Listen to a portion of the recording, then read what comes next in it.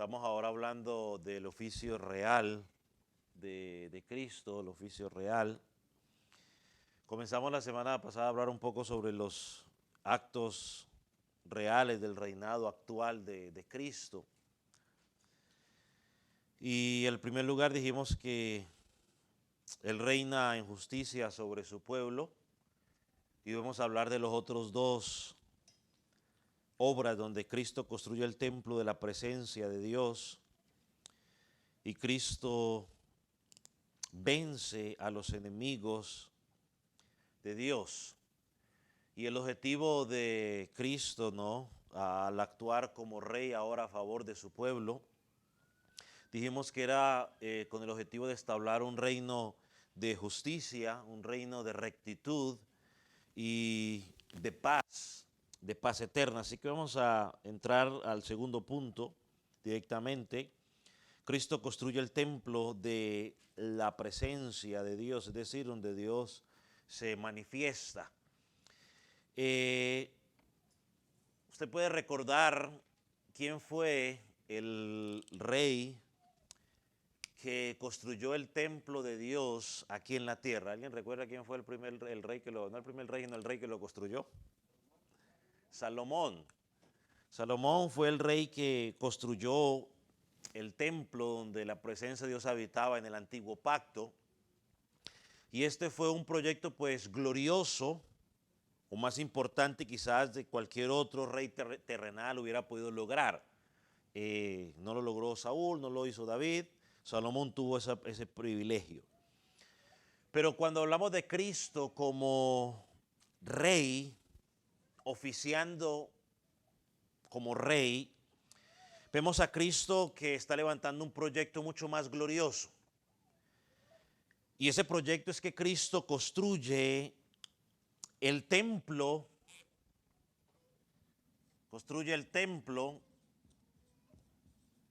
esta vez no de ladrillos materiales, físicos, perdón, sino que construye el templo con personas de todas las naciones. Un templo donde pues habita el Espíritu Santo y somos cada uno de nosotros. Ahora, ¿en qué consiste ello? Miremos algunas cosas. Por ejemplo, la semana pasada hablamos del reinado de Jesucristo, de que Cristo da a la iglesia líderes, de la iglesia visible para organizar su templo o su iglesia, pero no solo hace eso, sino que Cristo ahora ha dejado el Espíritu Santo, el Espíritu de vida en la iglesia como un organismo vivo. O sea, ahora tenemos el Espíritu Santo morando en medio de su iglesia. Y la Escritura nos lo enseña, creo que ya lo leímos en los pasajes anteriores y aún en Primera de Corintios capítulo 6, nos habla que nuestro cuerpo es templo del Espíritu Santo, ¿no? Donde la piedra angular o el fundamento donde se sostiene la iglesia es Cristo mismo. Y hay un pasaje que conocemos mucho, Mateo 16, versículo 18, que lo mencionamos mucho, donde Jesucristo mismo dice: edificaré mi iglesia y las puertas del Hades no prevalecerán contra ella. La doctrina cristiana cristocéntrica enseñamos que no es sobre Pedro, sino sobre la declaración de Pedro. Es el mismo Cristo y el mismo Pedro. Más adelante en la epístola de Pedro que ya estudiamos, en la primera epístola, él dice que el fundamento es Cristo. Así que nosotros estamos fundamentados sobre Jesucristo y pues pasará al cielo y la tierra, pero la iglesia de Jesucristo no va a pasar. Amén. Eso lo tenemos claro. Entonces el ministerio y la adoración de la iglesia dependen completamente del Espíritu Santo.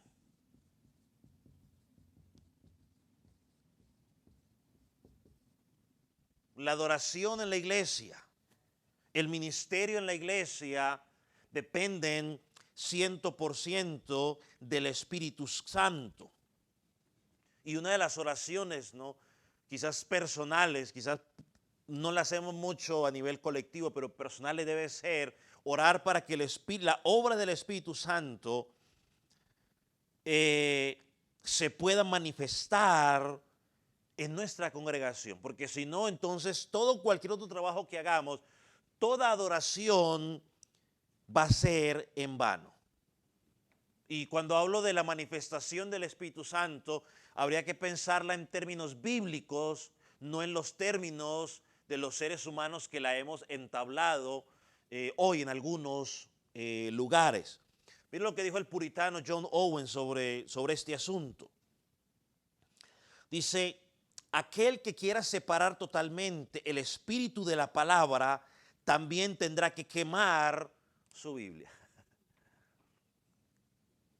Es decir, lo que quiere decir este escritor es que el trabajo del Espíritu Santo en la iglesia debemos tomarlo como base en lo que la Escritura enseña del trabajo del Espíritu Santo, más no de experiencias de los seres humanos, porque muchas de las experiencias pueden ser torcidas o no sé qué otra palabra utilizar. Entonces, porque por ejemplo el trabajo del Espíritu Santo según la Escritura es que el Espíritu Santo, ¿qué hace? Redarguye. El Espíritu Santo convence. ¿Convence de qué? Convence de pecado. El Espíritu Santo es el que regenera. El Espíritu Santo consuela. Eso dice la Escritura. El Espíritu Santo dirige. El Espíritu Santo que enseña. Le dijo a los apóstoles: no se preocupen, que yo dejaré el Espíritu Santo y Él los enseñará o les recordará todo lo que yo les enseñé durante el tiempo que estuve con ustedes. El Espíritu Santo instruye, el Espíritu Santo sana. O sea, creemos que el Espíritu Santo sana. Ahora, sana cuando Él quiere. No cuando yo digo, bueno, hoy Espíritu Santo, hoy hay noche de sanaciones, ahora Espíritu Santo venga a sanar porque yo quiero que hoy sea noche de sanación. O sea, yo creo en que el Espíritu Santo puede sanar.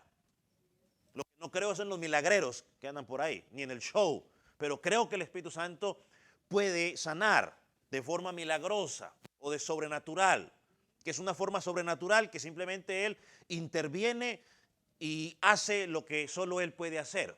Si no creyéramos en la sanidad, pues entonces no oraríamos para que Dios sanara, pero Él lo hace. El Espíritu Santo restaura. El Espíritu Santo, aunque no nos guste mucho, hablaremos un poco más, disciplina a su iglesia. Disciplina a su iglesia. El Espíritu Santo intercede. Dice la Escritura que nos ayuda a orar porque no sabemos. Entonces, ¿necesitamos del trabajo del Espíritu Santo? Claro que sí. Es necesario. Es más, si el Espíritu Santo no estuviera presente, pues entonces las personas no se estuvieran convirtiendo. Porque el Espíritu Santo no las convence en las palabras de los hombres. Los hombres lo único que hacemos es simplemente hablar, pero el que convence es el Espíritu Santo de pecado, de justicia y de juicio. Entonces, la obra del Espíritu Santo, obvio, no es un estudio del Espíritu Santo, pero la obra del Espíritu Santo no la debemos limitar sí, no debemos limitarla o encajonarla en manifestaciones externas que fácilmente pueden ser manipuladas. Esa es la palabra que estaba buscando hace un rato. Que pueden ser manipuladas por los hombres. Entonces el Espíritu, entonces Jesucristo, como nuestro Rey, que está construyendo su templo, ha dejado el Espíritu Santo en medio nuestro para que Él siga haciendo ¿qué? La obra. En segundo lugar, Cristo como Rey establece ordenanzas del templo de Dios con su palabra. Cristo establece ordenanzas del templo de Dios con su palabra. Una vez más, normalmente quizás a nosotros no nos gustan mucho las normas o los límites, y más cuando a veces esos límites pues no nos convienen mucho a nosotros. Pero cuando usted mira el antiguo pacto, por ejemplo, usted encuentra al rey David cuando en el tabernáculo organizó a los levitas. Usted encuentra que él ordenó y les dio los deberes que ellos deberían ejercer. Si usted quiere leerlo luego, usted puede leerlo en Primera de Crónicas, capítulo 23, versículo 25, 27, capítulo 25, versículo 1 y 2, Crónicas 8, versículo 14. Usted encuentra allí las ordenanzas que David dio a los levitas a la hora de ofrecer o de servir dentro del tabernáculo. Ahora, cuando pensamos en la iglesia, en el nuevo pacto, nuestro rey, ahora aquí no vivimos a como nos guste, como nos sintamos cómodos, no. Nuestro rey ha dado prácticas que debemos seguir al pie de la letra como iglesia. Y mire una comparación que leí. Dice Cristo en su función de profeta, y eso lo hablaremos más adelante, nos revela la voluntad de Dios. O sea, Cristo como profeta nos revela la voluntad de Dios. Pero en su función real, o sea, en su función de rey, manifiesta las órdenes o mandamientos para su iglesia. No es el invento del pastor. Por ejemplo, cuando y voy a poner este ejemplo, porque cuando usted ve debates en las redes sociales sobre si la mujer puede ser pastora o no puede ser pastora, es sorprendente la cuestión de peleas que hay ahí. Y la gente, no, pero es que no es así, que discriminación, que no es que, y buscan, y uno de los pasajes más, si usted no ha visto pasajes más distorsionados de la escritura, este es uno de ellos. Donde ponen y dicen, no, sí hay pastorado de las mujeres, y van y buscan a Raquel. Y dice, allá estaba Raquel, pastora de ovejas. Y ese es el fundamento que utilizan. Si usted no ha visto un pasaje más distorsionado que eso para sostener una doctrina, no sé. Pero bueno, aunque ese no es el tema, lo que los quiero llevar es, él ha dado unos mandamientos claros, para que a veces no nos gusten y no nos cuadren mucho, pues sí, pero de que están claros. Y debemos hacerlo, o sea, en la congregación no debemos hacer las cosas porque nos parecen bien a nosotros, o como dice la cultura, o como el modelo que estamos viviendo. A veces hay congregaciones grandes que tienen ciertas formas de hacer las cosas y les están funcionando, y entonces todo el mundo dice, bueno, como esa iglesia creció haciendo eso, pues ahora vamos todos a hacer lo mismo.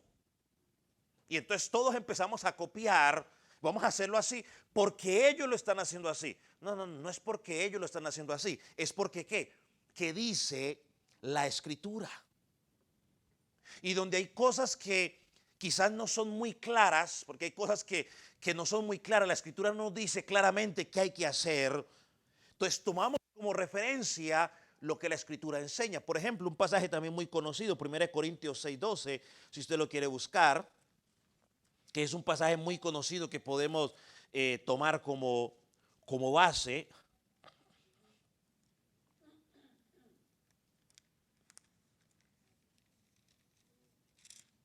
¿Lo tiene? Mira lo que dice. Todas las cosas me son lícitas, ¿mas qué? Mas no todas me convienen. Todas las cosas me son lícitas, mas yo no me dejaré dominar de ellos. Hay gente que dice, a ver, es que muéstrame un versículo donde diga tal y tal cosa, pastor. O sea, hoy queremos un versículo exactamente que diga hasta dónde tengo que cortarme el pelo, que esto y lo otro, que para aquí y para allá. Un versículo queremos para todo. Bueno, no hay un versículo para todo.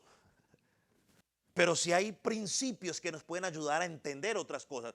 Todas las cosas me son lícitas, más que, más no todas me convienen. Y como iglesia hay muchas cosas, sí, todas son lícitas, pero algunas nos convienen, no todas nos convienen. Entonces Cristo dejó establecido sus principios. Por ejemplo, uno de ellos, fue Cristo el que ordenó la evangelización. Él fue el que ordenó el bautismo, Él fue el que ordenó la enseñanza en la iglesia. Mateo 28, ¿no? Del 18 al 20, todos lo conocemos de memoria. Él dijo, vayan y hagan discípulos a todas las naciones, eso es ir y evangelizarlos. Después de que los evangelicen, dígales que, bautícelos. Y después de que los bautice, ¿qué tiene que hacer? Enséñeles. Se va a pasar usted el resto de la vida enseñándoles que guarden todas las cosas que yo he mandado. O sea, Cristo establece los principios. A veces la gente dice, pero es que los pastores, no. Bueno, nosotros nos ganamos la mala fama porque simplemente pues tenemos que decir lo que enseña la Escritura. Pero no es cuestión de nosotros, es lo que enseña la Escritura. Cristo fue el que ordenó la cena del Señor.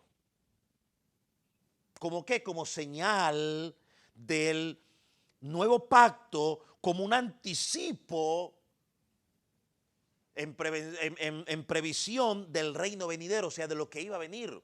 Eso está en Mateo también 26 al 29.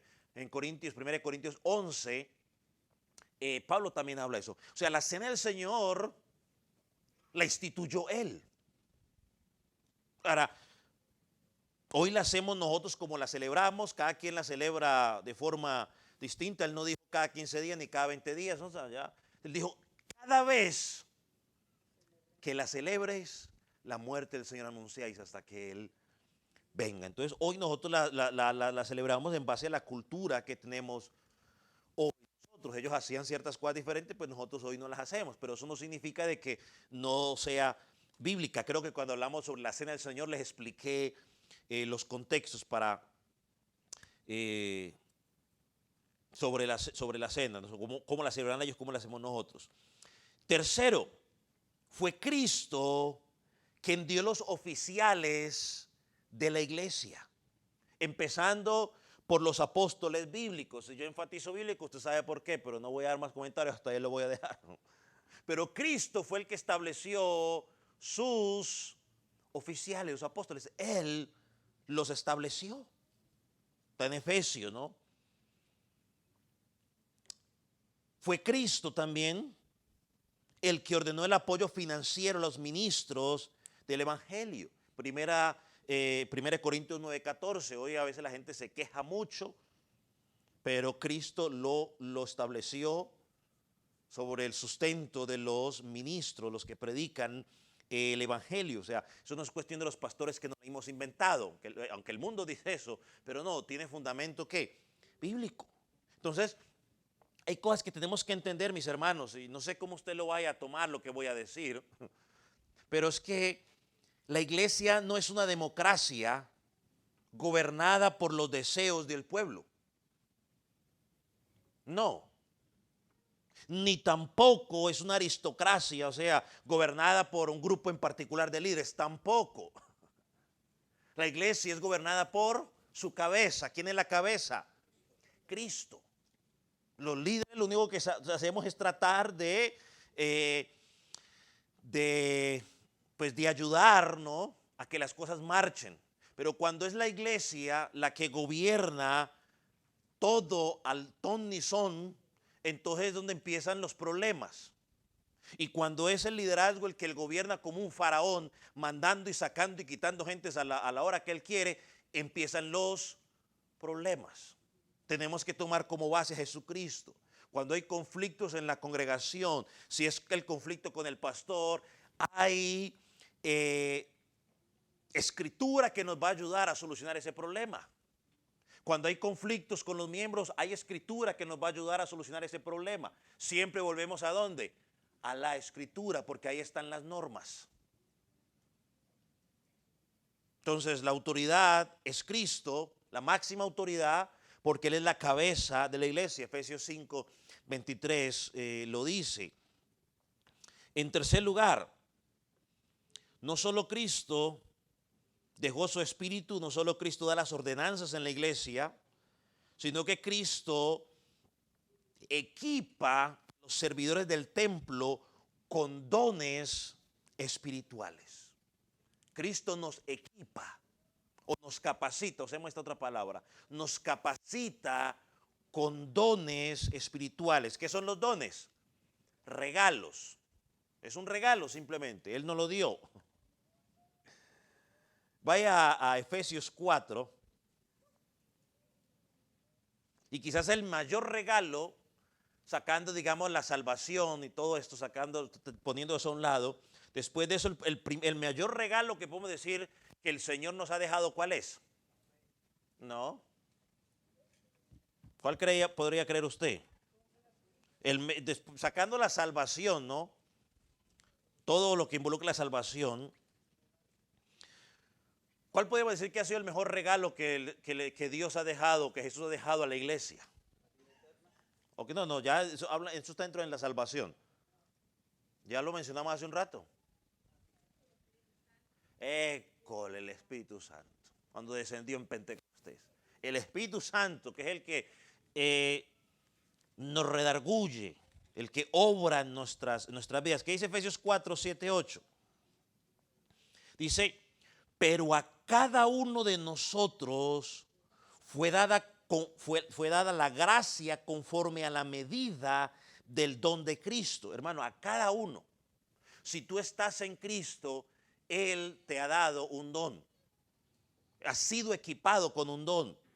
Por lo cual dice, subió a lo alto, llevó cautivo la cautividad y dio dones a los hombres. Ahora vaya a Corintios capítulo 12, 3. No, vamos a leer el 5 y el 6. 1 Corintios 12.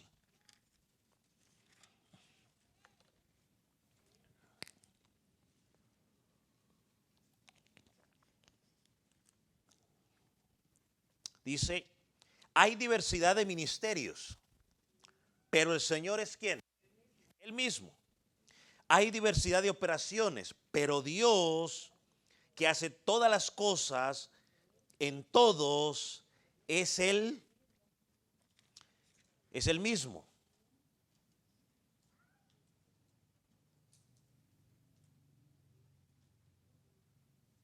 ¿Ok?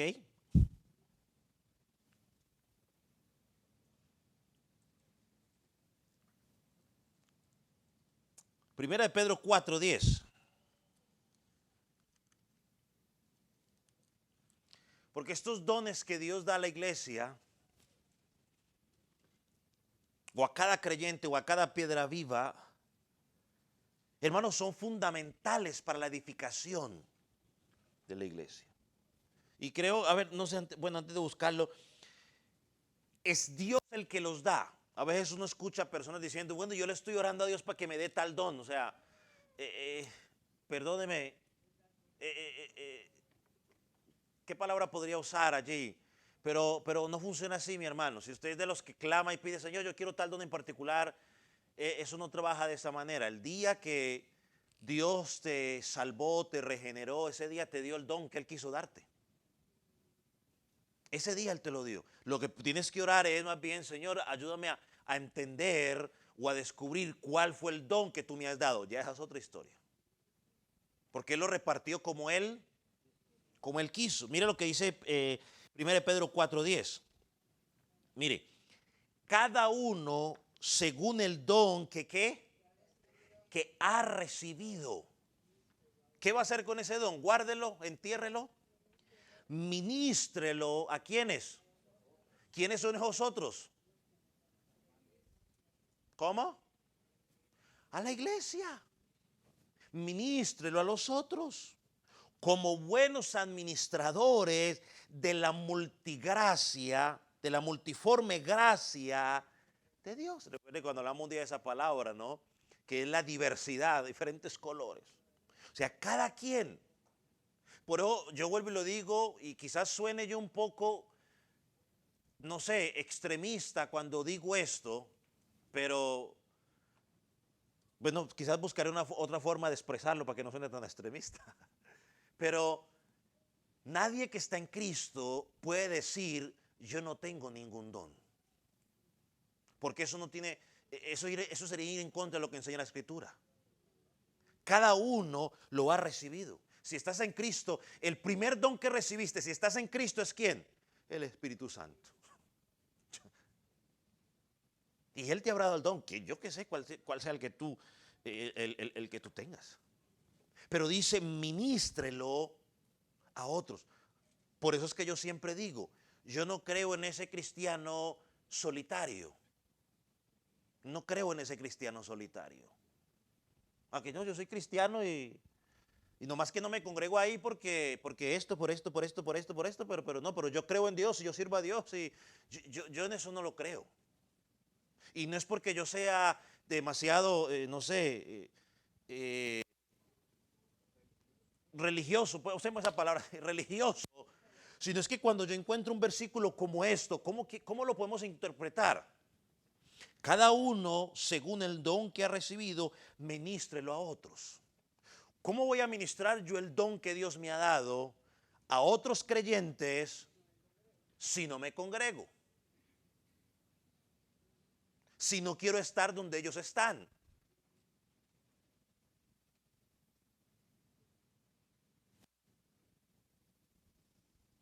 Ahora, yo entiendo cuando tuvimos en pandemia que no se podía. Esas son situaciones que ya se salen en las manos y son entendibles, ¿no? Pero aquí dice cada uno. Así que mi responsabilidad como creyente debe ser de saber cuál es mi don y cómo puedo yo utilizar ese don para ministrar a mi hermano en Cristo. Porque créame, mi hermano, ¿cuántos han leído la parábola de los talentos? Todos les hemos leído, ¿cierto? La conocemos, ¿cierto? Le dio los talentos, regresó al final. Cuando regresó el dueño de su dinero, porque habla de dineros, era el dinero. Cuando regresó el dueño de su dinero, ¿qué hizo? Pidió cuentas. Hermano, el día que usted llegue a la presencia del Señor, Dios te va a pedir cuentas de tu don. ¿Qué hiciste? ¿Cómo lo ministraste? ¿Qué hiciste con lo que te di? Hermano, y usted a mí me puede decir, usted me puede decir a mi pastor, es que yo no sé, a mí me lo puede decir. Y yo, pues, ¿qué puedo hacer? Pero usted cree que a Dios usted le puede decir, no, Dios, es que yo no sabía. Hermano, si usted no sabe, pues entonces estudie la Escritura, pídale a Dios en oración, póngase a hacer algo que en el proceso de estar orando y haciendo algo usted va a encontrar cuál es su don.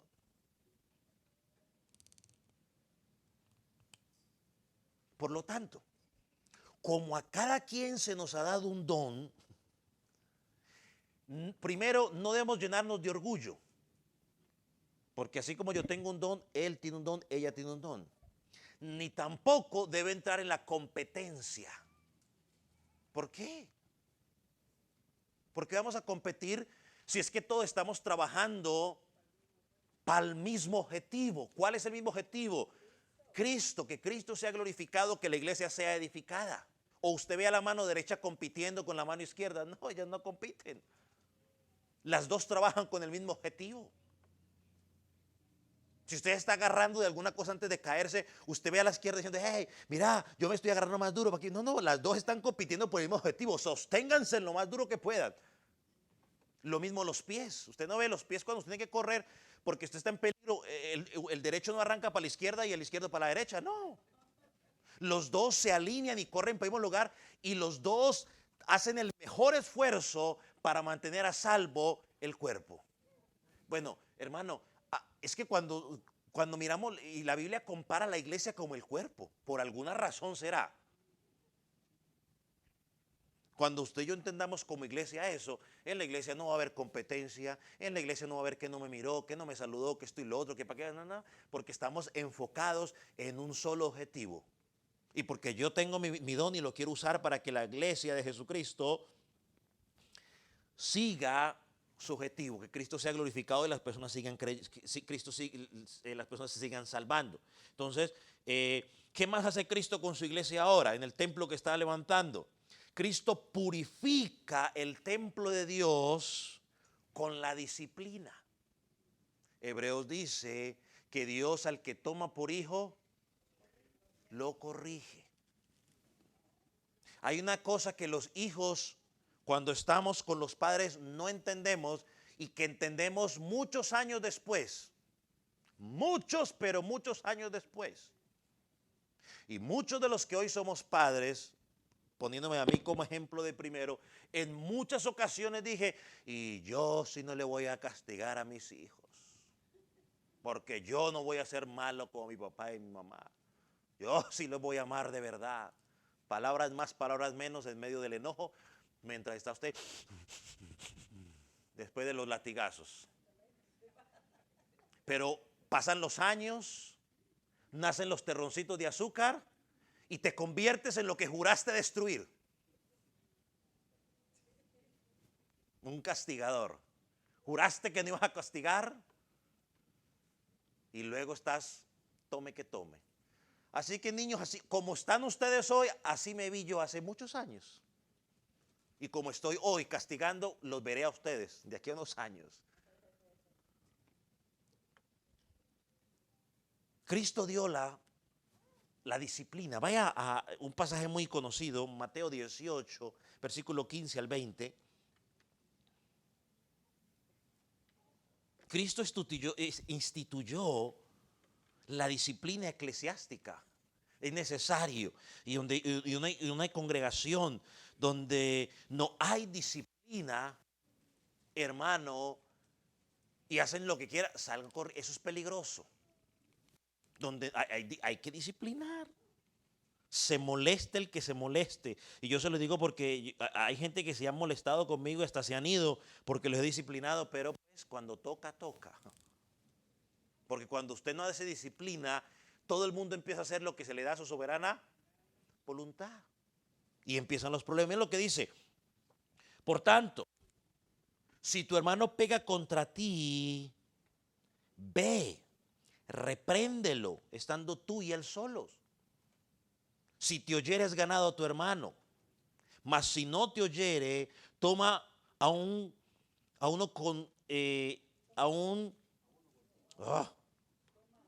toma aún contigo a uno o dos, para que en boca de dos o tres testigos conste toda palabra. ¿Sí ve por qué a veces yo voy a hablar con alguien y traigo dos o tres para que escuchen?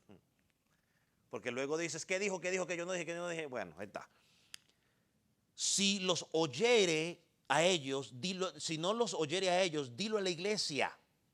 Y si no oyere a la iglesia, tenle por gentil y publicano.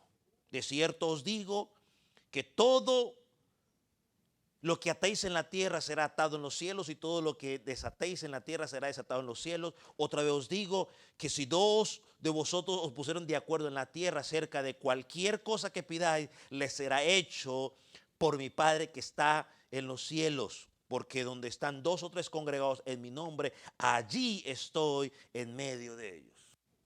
Esos versículos los usamos mucho cuando solo llegamos dos, hermanos, no se preocupe porque tenemos dos o tres, a Cristo está en medio de nosotros.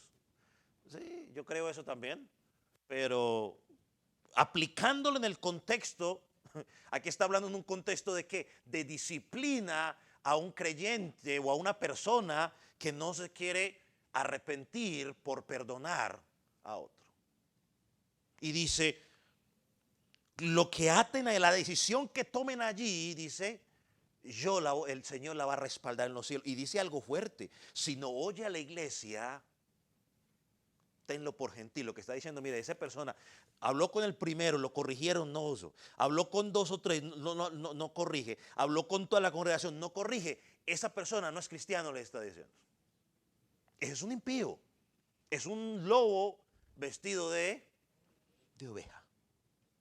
Entonces en la iglesia tiene que haber disciplina. Dios dejó la disciplina. Es más, cuando usted mira, por ejemplo, sin entrar en mucho detalle, A veces Dios visita a la iglesia o a los creyentes con enfermedad o a veces hasta con muerte para llamar la atención del arrepentimiento de las demás de las congregaciones. Por ejemplo, cuando usted mira o usted estudia 1 Corintios 11, que ellos habían convertido la cena del Señor en un relajo total, dice el apóstol que en consecuencia a esa forma de vida desordenada que estaban viviendo, muchos estaban, ¿qué dice él? Enfermos. Y otros dice que estaban durmiendo, haciendo referencia a dormir ¿a qué? Que habían muerto. Porque el cristiano en la escritura cuando se habla de que duerme, habla de que está muerto. Muchos habían muerto a consecuencia del desorden en que estaba viviendo. Entonces Dios dice, bueno, para disciplinar o llevar a la iglesia al arrepentimiento, pongo este ejemplo. O algo similar a lo que pasó con Anías y Zafira. Delante de todos, disciplinados, vénganse conmigo, para llamar la atención de quién. De la iglesia. Hermano, Dios disciplina. Que no nos gusta mucho, pues, pero Dios nos disciplina cuando andamos en cosas que no son adecuadas. Entonces, por ejemplo, en 1 Corintios, usted lo puede mirar, 1 Corintios 11, 27 al 32, allí habla de ello. El segundo aspecto del reinado actual de Cristo, o el tercero, perdón, es Cristo vence a los enemigos de Dios. Ahora, venga, yo aclaro esto porque para que no vaya mal antes de brincar a eso. Ahora, no vaya a pensar que todo dolor de cabeza es que Dios lo está disciplinando. Ah, el hermano le dio COVID. ¿Quién sabe que el Señor lo está disciplinando? No, no tan rápido, por favor. O sea, no. O sea, no vayamos a caer a ese extremo. No. Es una línea muy delgadita y usted tiene que ser muy sabio. Yo lo escuché y por eso lo cuento. Yo escuché de un pastor en Carolina del Norte que él normalmente siempre él tenía esa postura que todo el que se enfermaba era porque estaba en pecado, que no sé qué, quién sabe en qué pecado, y públicamente por las redes, por la radio en ese tiempo él hablaba y hablaba de eso. Yo batallaba con los hermanos en la congregación donde yo servía enseñándole lo contrario, hermano, eso no es así, por esto, por esto. Yo le dije, es más, entonces que Pablo estaba enfermo, estaba Pablo en pecado. No, fue algo preventivo. Entonces yo empecé a explicarle todo eso hasta que por providencia de Dios, o Dios, no sé, bueno, no sé, solo sé que el hombre cayó en una enfermedad que, hermano, casi lo mata. Y yo estaba ansioso por escucharlo cuando saliera la enfermedad. Yo honestamente estaba ansioso. Quería escucharlo. Quería escucharlo. Hermano, el tipo, el pastor, estuvo no sé cuánto, según cuentan, que estuvo a punto de morirse. Se recuperó y volvió al programa de la radio. Y como diría en inglés, guess what? Su postura sobre ese punto totalmente, ¿qué? Dio una vuelta de 180 grados. No, porque digo 360, no, 180 aquí, ahí está. Totalmente. Ahora sí enseña lo que enseña la Biblia. No, hermano, no toda enfermedad. Ah, ahora sí. Claro, porque entonces, casi se muere. ¿Quién sabe en qué andaba el pastor? No, no, no, no, hermano. No, no, yo ahí. Entonces, por favor, no se vaya a ir a ese extremo. Que le dio, que el hermano es que tengo un dolor de cabeza. Uy, ¿quién sabe en qué pecado andará el hermano que por qué está andando con dolor de cabeza? Que tuvo un accidente por ahí. ¿Quién sabe que? No sé. Pues, ¿quién sabe qué habrá hecho? Recuerden ¿se acuerdan el episodio cuando había un ciego de nacimiento? Y los apóstoles, igual que usted y que yo, uy, Jesús, ¿quién sabe de quién habrá sido el pecado tan terrible para que ese niño nazca ciego? Ese fue lo que dijeron ellos, que no los culpo, quizás yo hubiera preguntado lo mismo. Y Jesús, ¿qué les dijo? Tranquilos, relax, mi people, chamacos. ¿Qué les dijo? ¿Alguien sabe qué les dijo Jesús?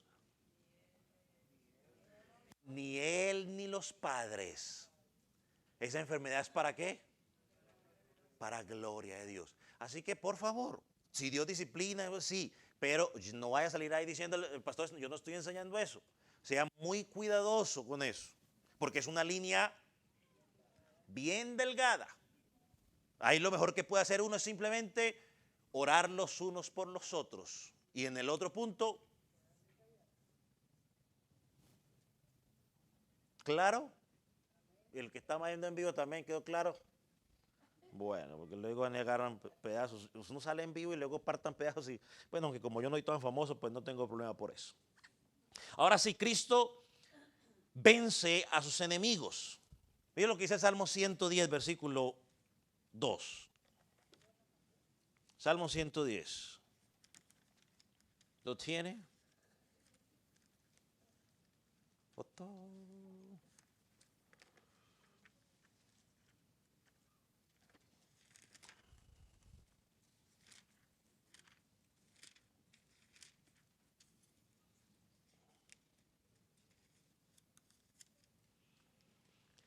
Jehová enviará desde Sión la vara de tu poder, domina en medio de tus enemigos. Versículo 5. El Señor está a tu diestra, quebrantará a los reyes en el día de su ira, juzgará entre las naciones, las llenará de cadáveres, quebrantará las cadenas de muchas tierras.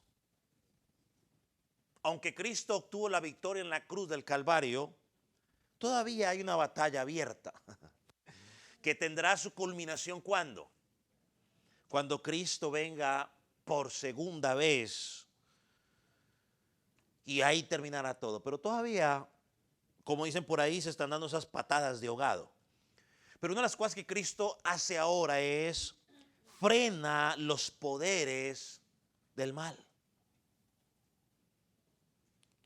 Cuando usted mira la escritura, uno puede entender que aún antes de la venida de Jesucristo, Satanás no podía hacer con los siervos de Dios lo que él quisiera, sin antes pedir ¿qué? Permiso. Y hasta hoy lo sigue haciendo, ¿no? Lo vemos en Job. Dios lo dejó escrito claro en Job, ¿no? Satanás no puede hacer lo que él. Hermano, si Satanás pudiera hacer lo que él quiere, usted ya se imaginará cómo estaría esto. Y así de mal estamos, y así todavía estamos. Solamente son pataditas de ahogado que da. Cuando Cristo caminaba en la tierra, ya cuando él regresó, ustedes recuerdan en Marcos 5, ¿no? Cuando una legión de demonios lo identificaron, se llenaron de temor y pidieron clemencia. Está ahí en Marcos capítulo 5, de versículo 1 hasta el versículo 20. Pero Cristo con su muerte, logró la victoria sobre la muerte, sobre el diablo. Vaya a Colosenses capítulo 2, 14 y 15. De hecho hay un cántico que entonamos mucho aquí. Le ves a los chicos que dirigen la música, que la entonaran, pero el problema fue que es que hasta el cántico se me olvidó. Entonces no supe cómo era que iba. Pero miren lo que dice, versículo 14. Anulando el acta de los decretos que había contra nosotros, que nos eran contrarios, quitándolos de en medio y clavándolo en la cruz, y despojando a los principados, a las potestades, y los exhibió públicamente, triunfando sobre ellos. Interesante que mientras quizás Satanás creía que había obtenido la victoria en haber crucificado a Jesucristo, en realidad quizás estaba celebrando era su derrota, porque el que estaba triunfando era ¿quién? Cristo. Vea lo que dice Hebreos 2, versículo 14. Dice, por cuanto los hijos participaron de carne y sangre, él también participó de lo mismo, para destruir por medio de la muerte al que tenía el imperio de la muerte, esto es el diablo, y librar a todos los que por el temor de la muerte estaban durante toda la vida sujetos a servidumbre. Cristo venció al que tenía el imperio de la muerte y dice aquí, esto es el diablo.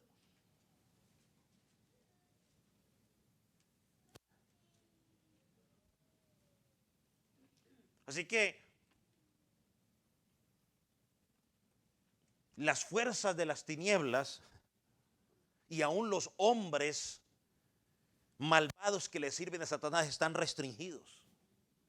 Y a pesar de eso, usted, pero ¿cómo van a estar restringidos, pastor? Si tanta maldad, mire a alguien ponerse una bomba e ir a explotarla con gente inocente, tirar un avión. Eso no es maldad. Imagínense si no estuvieran restringidos. ¿Cómo estarían las cosas? Hermano, eso que usted y yo vemos nos permite ver lo peligroso que es el pecado en el ser humano. Lo peligroso. Y muchas de las personas, los que hacen los tiroteos pascuales, son gentes que los vecinos dicen, que cuando los entrevistan dicen, wow, pero yo nunca vi nada de malo en esa persona.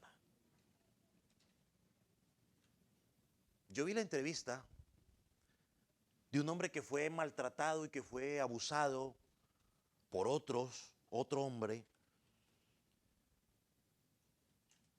Y después de que lo liberaron, pasaron los años y lo confrontaron en la corte contra ese hombre. Y lo vio sentado ahí y empezó a llorar, el que había sido abusado. Empezó a llorar, atacado de llorar, que tuvieron que sacarlo. Y cuando lo sacaron, lo sentaron por allá, vinieron los psicólogos a hablar con él, pero ¿qué pasó? ¿Te recordó algo que te hizo? ¿Qué para acá? Y dice, no, yo estoy sano de todo eso. Es que al verlo a él, usted le ve la cara y parece que no hace nada y toda la maldad que hace, dice, ese podría ser yo, decía él. Podría ser yo. Porque a veces pensamos que tienen que tener cara de malo para que sean malos. Y él dice, una común y corriente. Esa es la maldad del ser humano. Y Dios en su misericordia ha restringido tanto al hombre como al mismo Satanás. Hermano, es que piense por un momento, si Satanás quiso darle golpe de trono a Dios, ¿usted se imagina qué es lo que más podrá hacer? Si quiso suplantar a Dios, hermano, el nivel de maldad debe ser espantoso. Y donde ese nivel de maldad estuviera a todo su esplendor, ni usted ni yo estuviéramos aquí. Porque ya nos hubiéramos hecho un caos, quizás entre nosotros mismos nos hubiéramos acabado, como tanta cosa ha pasado. Mire lo que dijo un teólogo sobre este asunto. El Señor Jesús protege providencialmente a su pueblo en medio de un mundo de enemigos y peligros. Alabado sea el Señor, que nos protege. Porque usted y yo tenemos un enemigo que nos odia a muerte. ¿Sabe quién es? Satanás. Añade, incluso aquellos que luchan contra Cristo y su pueblo reciben tanto poder como permiso de Él. Si no los permite más, prevalecerá sobre su alabanza, de modo que el mismo permiso suyo es santo y justo. Es decir, que si en algún momento usted y yo somos tocados por la maldad del enemigo, es porque Él lo permitió. Pero dice este autor, ese permiso es santo y justo. ¿No fue el caso de Job? Es que el mejor ejemplo es Job. Porque alguien me podría decir, no, lo que pasa es que de pronto hizo algo y entonces por eso el enemigo metió allí. Pregunto, Job nos dice de Job, la descripción bíblica, que era un hombre que temeroso de Dios, y lo dice Dios, que era temeroso de Dios, era apartado del mal, era justo, era recto.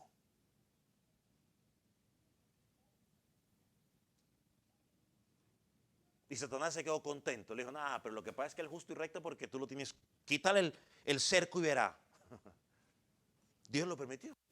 Alabado sea el Señor. Ahora, Job no sabía eso. Ya usted y yo sabemos lo que pasó por Job. Pero a pesar de que tenemos un enemigo, la Biblia dice en el Salmo 23, muy conocido, el Señor es nuestro pastor. Él es nuestro pastor en medio de nuestros enemigos. Dicen que anda en valle de sombra de muerte. No temeré mal alguno. Él estará conmigo. Su vara, su callado, me infunden ¿qué? Aliento. Sí, tenemos enemigos, pero también Cristo está con nosotros. Y si Él con nosotros, ¿quién contra nosotros? Cristo, hablando de los enemigos, Cristo también juzga a las naciones. Apocalipsis 1:5 nos dice que Él es el príncipe de los reyes de la tierra. Y cuando lo presentan como príncipe allí no está hablando como el primer hijo varón del rey, sino que se refiere como a gobernante o también como el primero en rango. Así que todos los hombres de la tierra, inclusive los reyes, los presidentes, eh, deben reverencia al Rey de reyes y Señor de señores. Y Juan 5:22 nos dice que el Padre le dio al Hijo para que Él pueda hacer juicio. Y creo que, miren lo que dice, porque el Padre a nadie juzga, sino que todo el juicio le dio al Hijo. A veces gente dice, no me juzgue, que el único que me juzga a mí es Dios. Bueno, a usted debería darle miedo decir eso. O debería darnos miedo decir eso, que Dios nos va a juzgar, imagínense. Y sabe, le voy a decir algo. Cristo, sabemos que va a haber un juicio final, ¿no? Cuando Él regrese por segunda vez. Pero Cristo muchas veces no necesita esperar hasta el final para traer juicio. Cuando usted ve, por ejemplo, Isaías 19, lo puede leer luego en su casa. Vemos que Cristo vino ahí a Egipto a juzgar. Y como resultado, ¿no?, del juicio que trajo, el evangelio penetró y hubo frutos de arrepentimiento y hubo varias personas que fueron restauradas a pesar del paganismo que se vivía. En Hechos, por ejemplo, encontramos otro ejemplo, Hechos capítulo 12.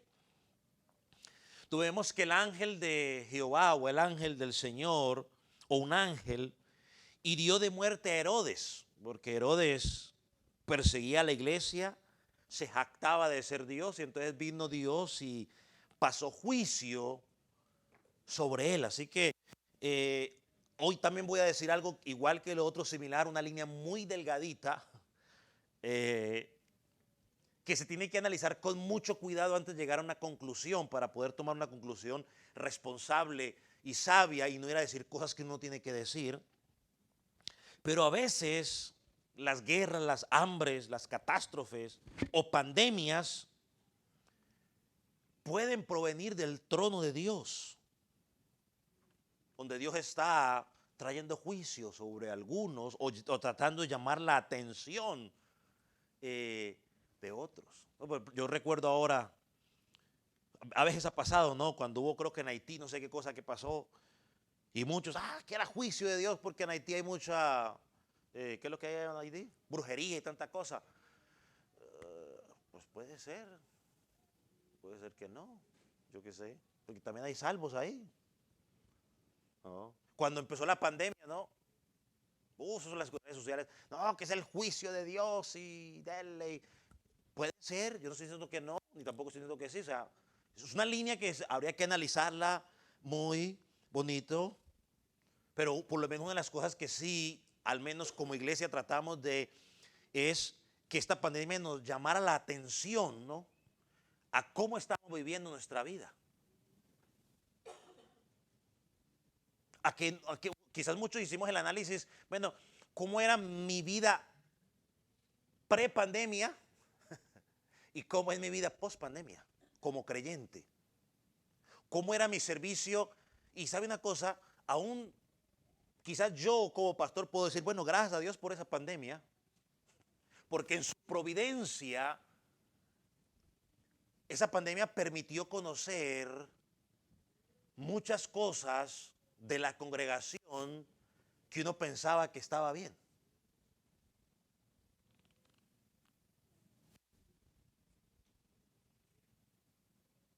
Cuando uno es honesto y se pone a mirar y dice, bueno, y ahora dice, bueno, ¿cómo eran las cosas antes de la pandemia? Ahora, ¿cómo son después de la pandemia? en mi vida de servicio. Porque al principio todo el mundo decía, no, ahora sí, desesperados porque queremos volver, queremos congregarnos, etc. Bueno, pasaron 2, 3, 4, ya creo un año.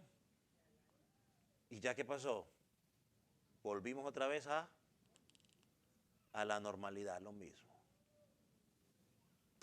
Otros simplemente la pandemia sacó a la luz lo que había en qué, en sus corazones.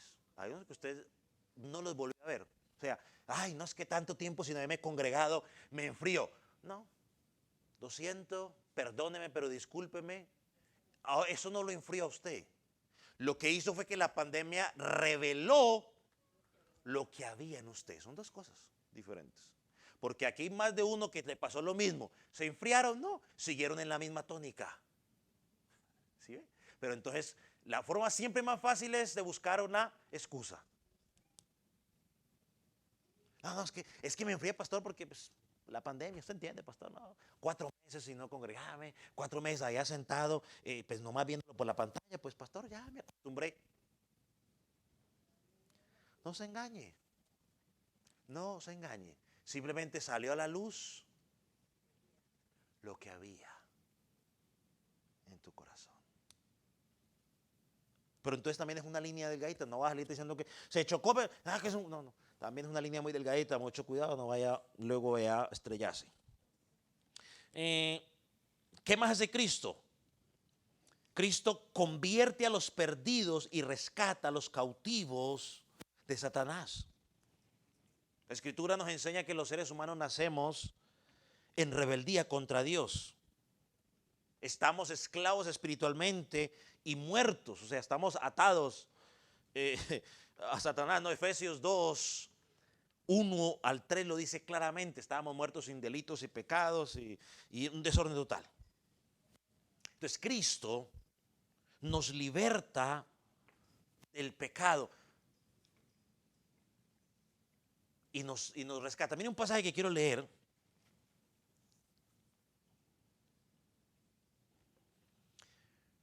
Porque Satanás tiene capturado o atrapado a la humanidad por consecuencia del pecado. Pero mire lo que Cristo hace, y creo que Marcos 3:27 lo demuestra claramente. Marcos 3:27.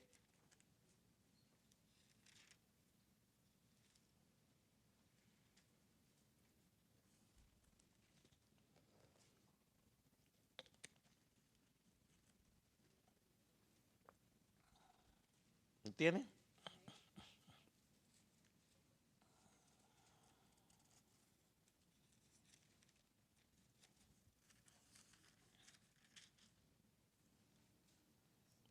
Dice, ninguno puede entrar en la casa de un hombre fuerte y saquear sus bienes si antes no le ata, y entonces podrá saquear su casa.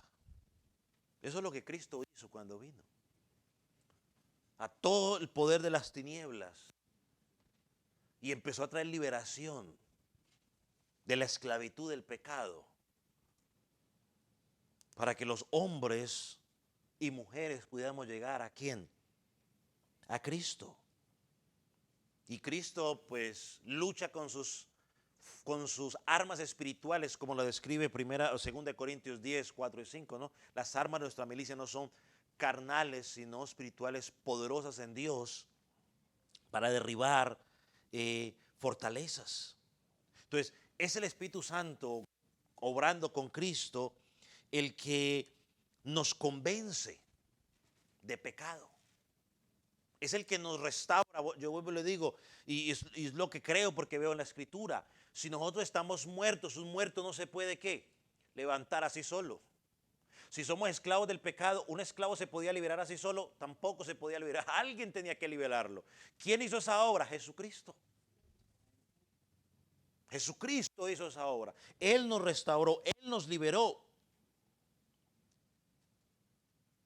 Y Él es el que da. Miren lo que dice Hechos 5:31, dice, a este Dios ha exaltado con su diestra por príncipe y salvador para dar a Israel arrepentimiento y perdón de pecados. Cristo es el que da arrepentimiento. Él es el que da perdón de pecados. Él es el que nos liberta al cautivo. Por eso Él dice, conoceréis la verdad y la verdad os libertará. En Él somos verdaderamente libres.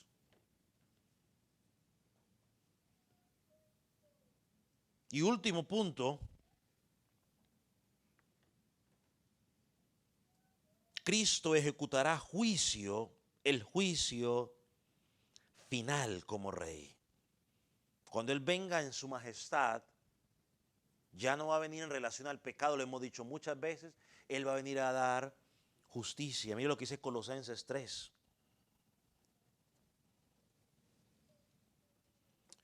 Porque habéis muerto y vuestra vida está escondida con Cristo en Dios.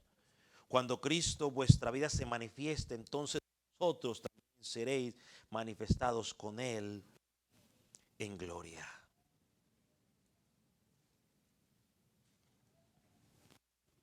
Cuando Cristo venga, resucitará con el poder de su voz a los muertos en Cristo primero y comenzará el día del juicio. Para algunos será victoria, para otros comenzará el lloro y el crujir de dientes. Miren lo que dice, resumiendo un poco, Mateo 25, del 31 al 46. Usted lo puede leer completo, pero un resumen podría decir algo así. Cuando el Hijo del Hombre venga en gloria, todos los santos ángeles con Él se sentarán en el trono de su gloria. El Rey juzgará a los hombres por sus obras, acogiendo en el reino a los que se caracterizan por el amor cristiano y arrojando los impíos al lago, al fuego, eterno. Él va a juzgar y va a ser un juicio justo, como enseña su palabra.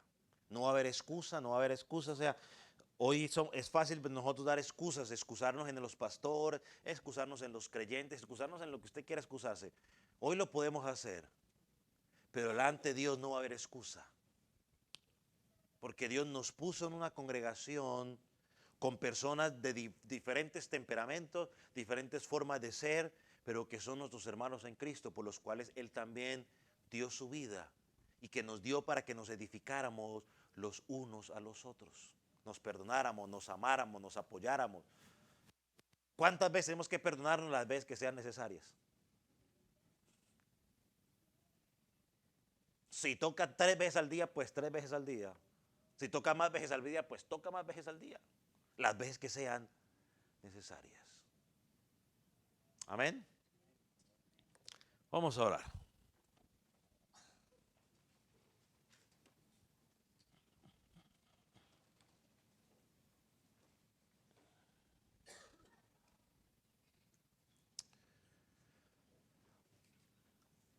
Señor Jesús, te damos gracias por tu obra actual como rey en medio de tu iglesia, construyendo ese templo en nuestras vidas. Gracias por el Espíritu Santo que nos has dejado, por las normas.